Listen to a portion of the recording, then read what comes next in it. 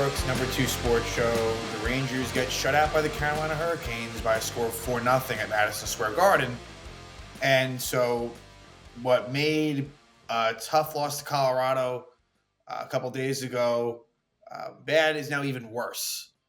And that's what I was saying, where at least if you could have won that game, then you extend the point streak to 11 games, and this one's more forgivable. But they didn't do that. And it's a lot of the same culprits that were a major reason why they lost this game right from the beginning. And Artemi Panarin makes a terrible neutral zone turnover, then really doesn't play any defense in the defensive zone, and Carolina makes 1-0 less than a minute into the game. The Rangers have allowed the most goals in the NHL, I believe, 1 minute into the game and 2 minutes into the game. I think it's 5 goals allowed in the first minute, 9 goals allowed in the first 2 minutes. That's a recipe for losing, and it's mentally weak as well.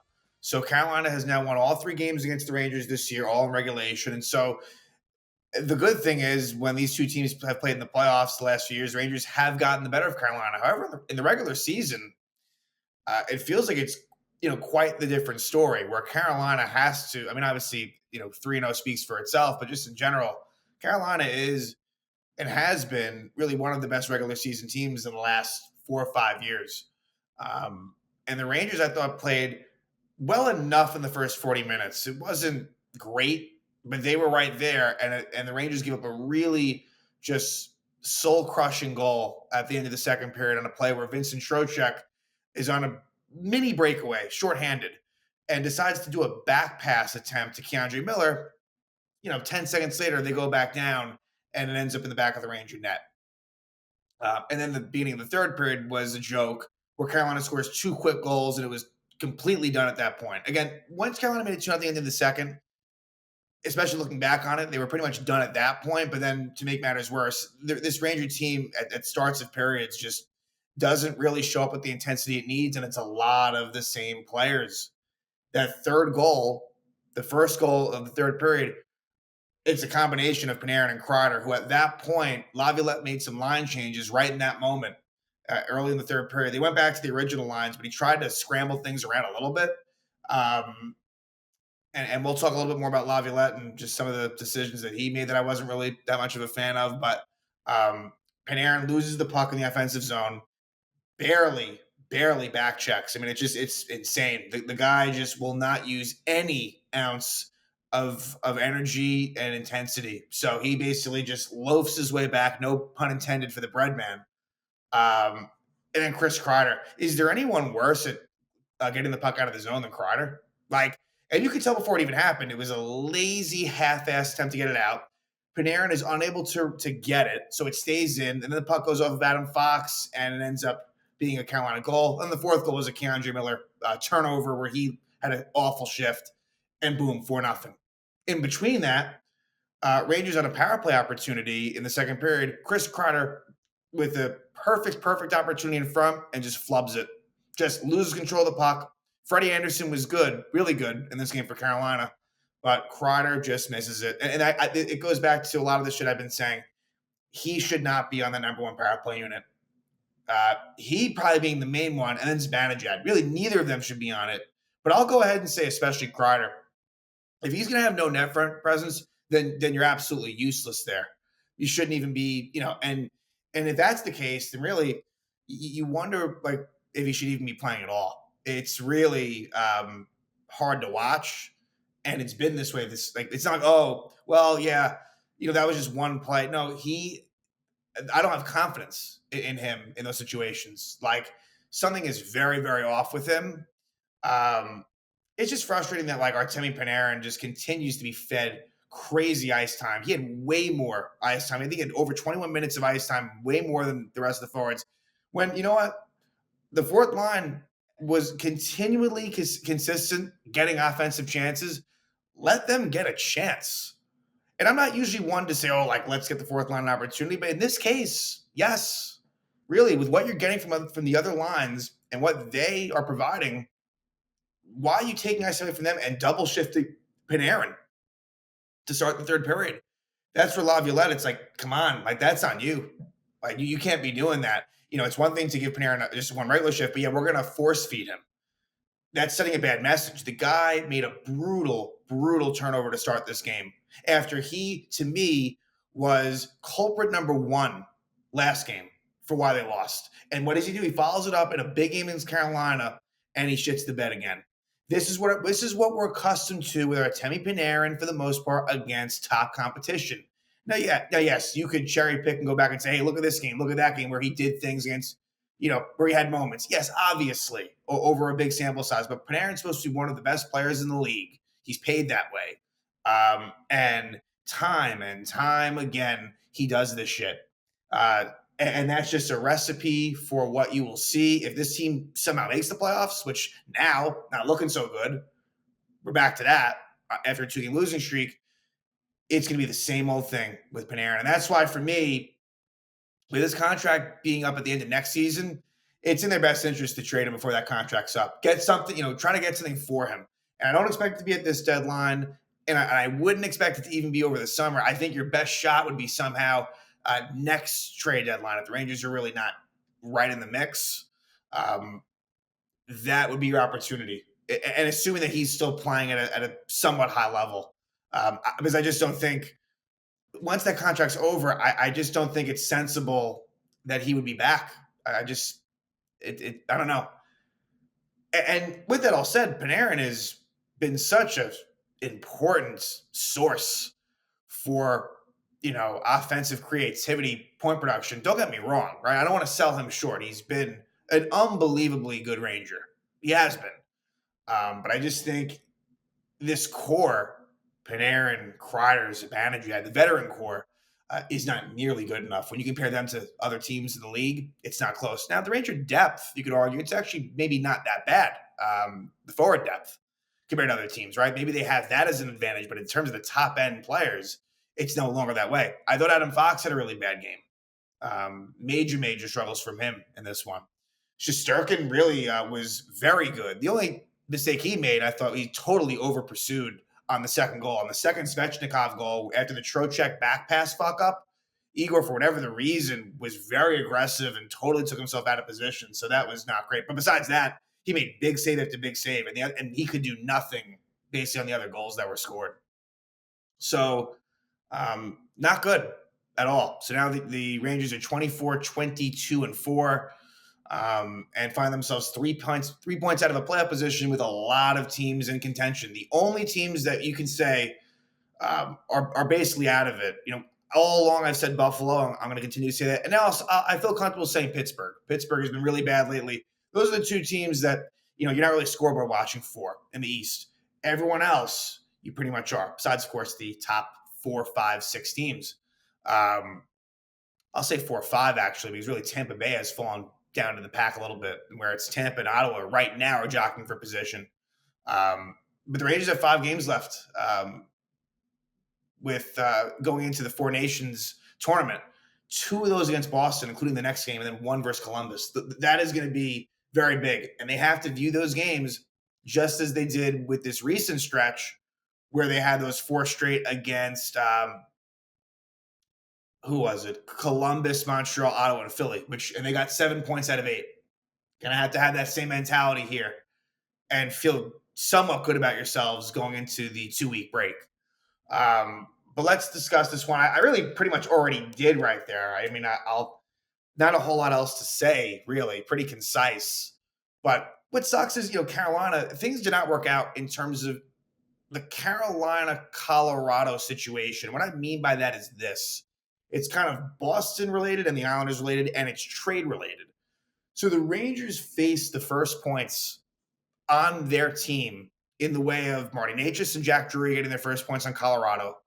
And then here, Rantanen and Hall getting their first points on Carolina. Now you might say, okay, that's obvious. It was their first game with the team. No, it wasn't.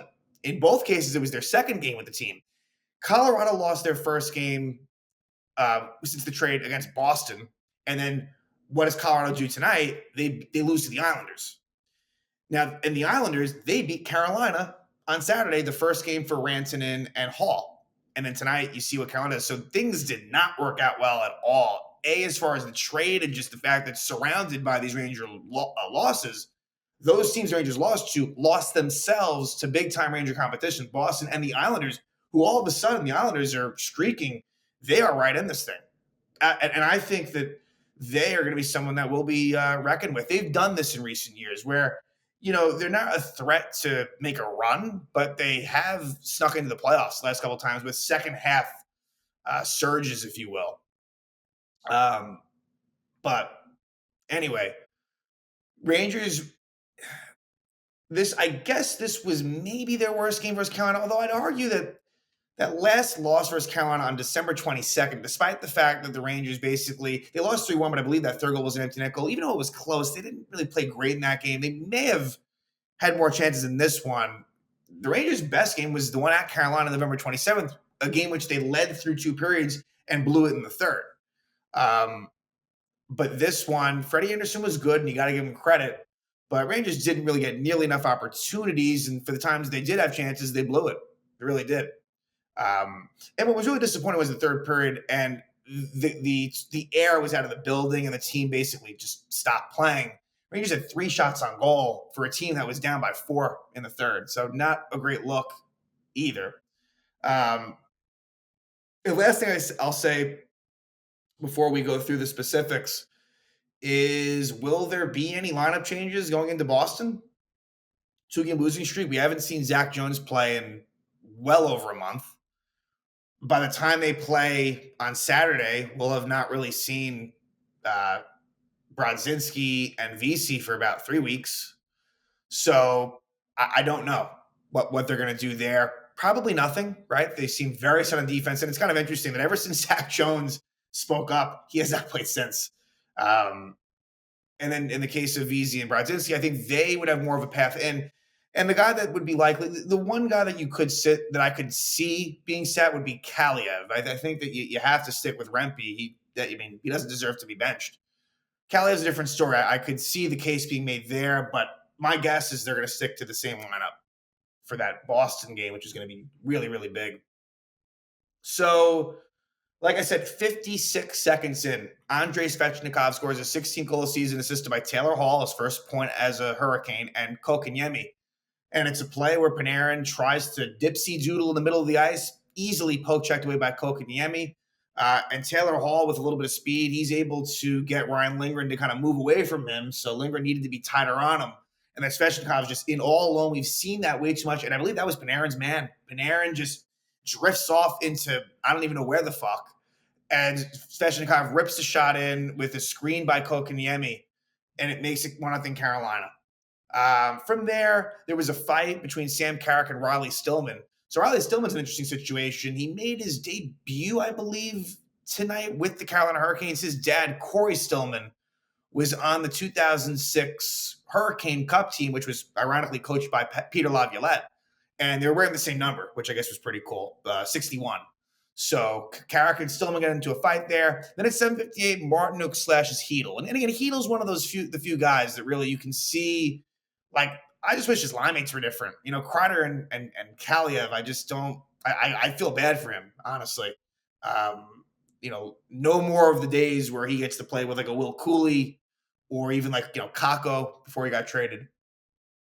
But Rangers don't score on this power play. And the Ranger power play continues to be a problem, and they refuse to make any personnel changes, but whatever. And then at 15-11, Alexei Lafreniere cross-checks Andrei Svechnikov. The Rangers do kill it off, and the score would be 1-0 Carolina after one. I thought the Rangers' first period was probably their most consistent after giving up that goal. I thought that they played pretty well. They probably made the least mistakes, despite that fuck-up by Panarin. And so it's 1-0 Carolina. Second period, I thought the Hurricanes dominated the first half of play. Igor to make a lot of big saves. And the second half, though, I thought was more Rangers. I thought the Rangers were getting better as the period was progressing.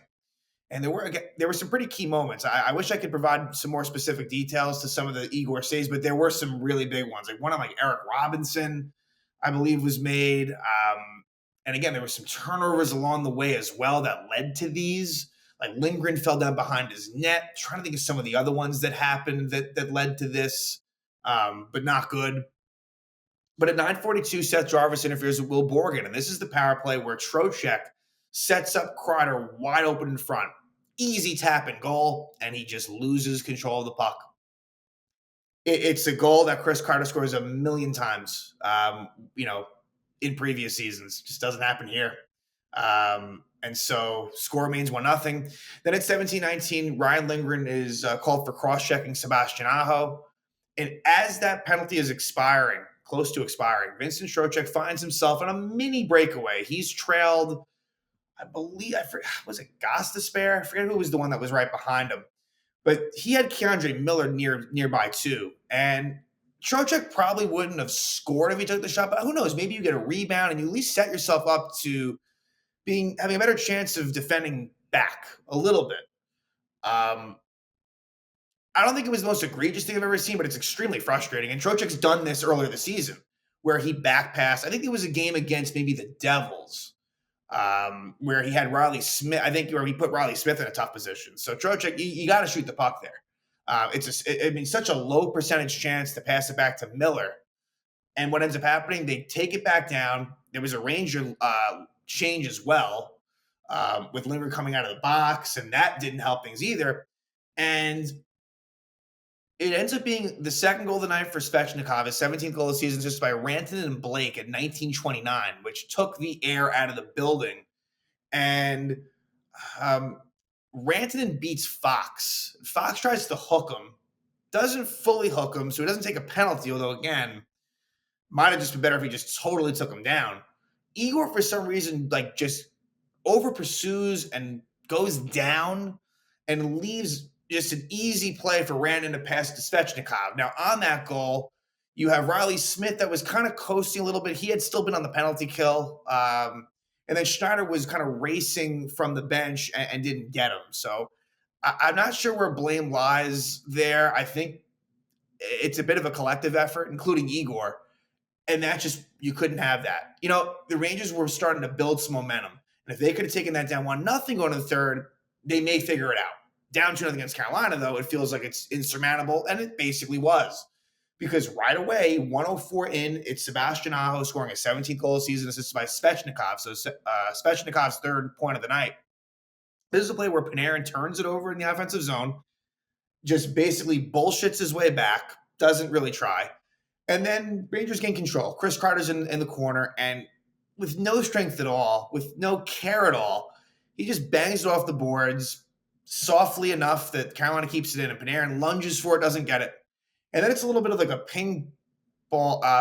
It kind of goes off of Fox's stick onto the stick of Aho, who scores past Shesterkin. So main blame goes to Kreider and Panarin, but maybe a little bit of Fox as well. Again, who had a pretty poor game. And that makes it 3-0 Hurricanes right there. And then only a minute and 26 seconds after, Seth Jarvis scores his 19th goal of the season, assisted by Martinook. And this is a play where Keandre Miller turns it over, which he's prone to, stays in the Rangers zone for a while. It's Martinook behind the net. Miller is near Jarvis, but decides to leave him and tries to trace Martinook. Okay, so then what does Martinook do? He passes it to the wide open Seth Jarvis, who easily buries it past Shesterkin, giving Carolina a 4-0 lead. There would be a penalty by Sebastian Aho hooking Mika Zibanejad at 8:09. They wouldn't score on that power play. They wouldn't really get any chances either. And the best chance of the period was a Mika Zibanejad breakaway late in the period, which he was stopped by Freddie Anderson, who made all 22 saves. That's the thing, too. Rangers only 22 shots on goal. And the biggest problem is they only had 3 in the third. But the game was basically over after they allowed those goals. And yeah, Rangers are not in a great position currently. We've seen these things can fluctuate very quickly, but here's the thing. The winning streaks will move them up in this. I mean, this is an obvious statement, but you rack up these regulation losses and you're going to tumble right down the standings. That's just the way it is. The Rangers need to find a way to not be so streaky and nip this right now. Because again, massive, massive game at Boston on Saturday, which is really going to tell you where things are going. I would guess, I know, that it's going to be a split between Shesterkin and Quick. It's at Boston, home against Vegas. My guess is that they'll go with Igor at the Bruins, considering that they are prime playoff competition, and then give Shesterkin a chance at home to get that 400th NHL win. against a team that he actually used to play. I mean, no one remembers it, but he was on Vegas when they won the Cup, actually. He was like their third string. So Jonathan, I think that's how they'll align it, if I had to guess. But we'll see. And yeah, 3 off days for the Rangers where they will have to do some soul searching and work on things and really try to make the best of these last 5 games before the break. So again, Rangers 2-game losing streak now. They follow up the heartbreaking loss to Colorado with a shutout loss to their division rival, Carolina Hurricanes. They lose by a final score of 4-0.